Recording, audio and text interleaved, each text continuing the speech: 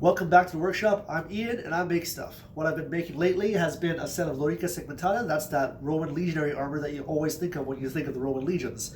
What we're working on today is going to be the chest part of this armor. I did some drawing yesterday to try to figure out how this is going to work. It's going to be this section up here. Now, one of the complications that I was thinking of is that all of this, the templates and the patterns that I've seen, well, most of them, make this strap here pretty much straight with almost a 90-degree cut on the segments. Now, what that would look like is, we're using this test piece that I had from before, is it would end up sticking out like that. Now you can see it pinches right in the corner of my neck here, and once there's more weight on this armor from everything hanging there, that's going to get pretty uncomfortable. So what I need to do is make a piece that will go off on a bit of an angle there, so it slopes along the line of my shoulder muscle here. I can't remember what that's called. I don't work out, so I don't really know what those muscles are.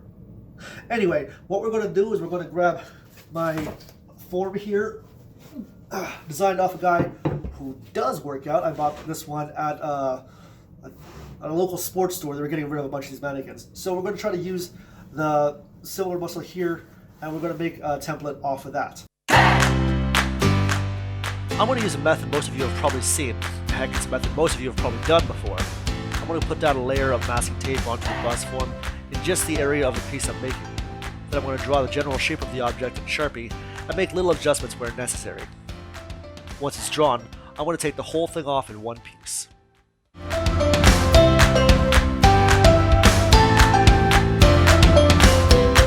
Alright, now that we have our template, what we're going to do is we're going to put it on some paper that we can cut out into a nice flat thing.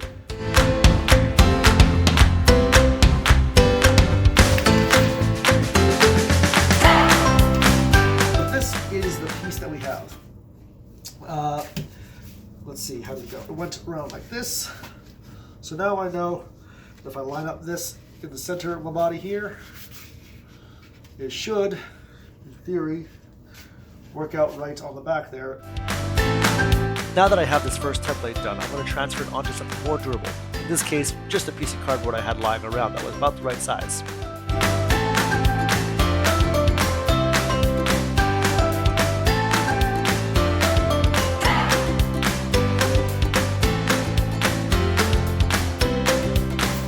So what I'm going to do now is I'm going to take this piece of cardboard here that I've used as a template, and I'm going to trace it onto a piece of plastic, and we're going to heat form those. Now you'll notice that it's got these two lines here. In a regular Lorica Segmentata, that's where there's a couple of little cuts there and a couple of hinges. But I figured it might actually be easier to do all of that if I pre-form it first and then cut them. So at least those curves are built in and I don't have to try to match them later with the other stuff. I talked a little bit last time about the material I use. It's an industrial thermoplastic version of ABS. It's pretty easy to come by and cuts relatively easy. By and large, I don't actually cut all the way through.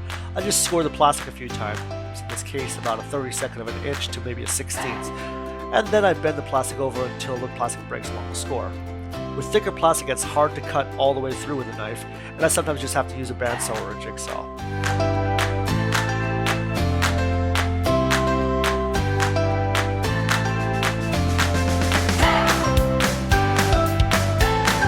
Well, now since we got all these all cut out, what we're going to do now is try to fit them onto the thing and try to find the center of where that curve is so that I can put it on the birdhouse forming thingy and try to get the curve properly. So what I'm going to do is I'm going to put them on here just like I have now.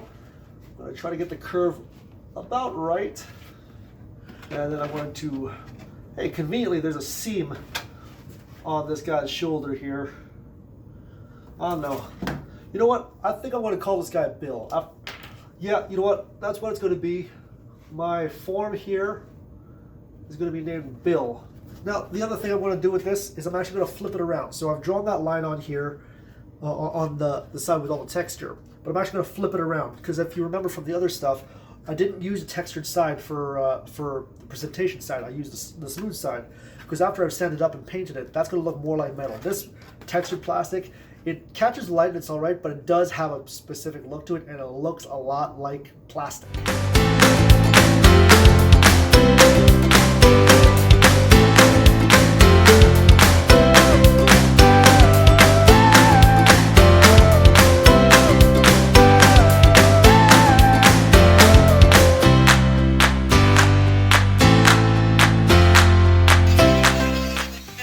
Anyhow, just like the rib lames, I sanded down the edges and gave all the corners a nice little radius with Dremel rotary tool.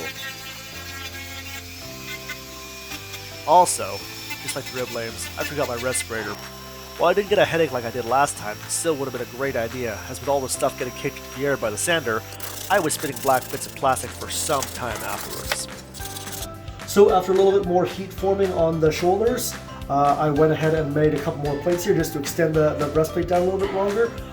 It's not perfectly accurate, although I have seen a couple of models that do have that. I've seen a lot more that don't have this extension. It's usually just one big plate here. But tomorrow, what I think I'm going to do is I want to give them a bit of a curve here. They're really flat here. Everything else has a bit of a curve to it, and I think that's going to make it look better. But also, I feel that's an intentional thing to help deflect swords. Obviously, this is not going to deflect swords at all. But what I'm also going to have to do is make some more lanes, because obviously it does not extend all the way down Bill's waist here. I'm also going to have to make a couple of specialty ones that have a cutout for the armholes there.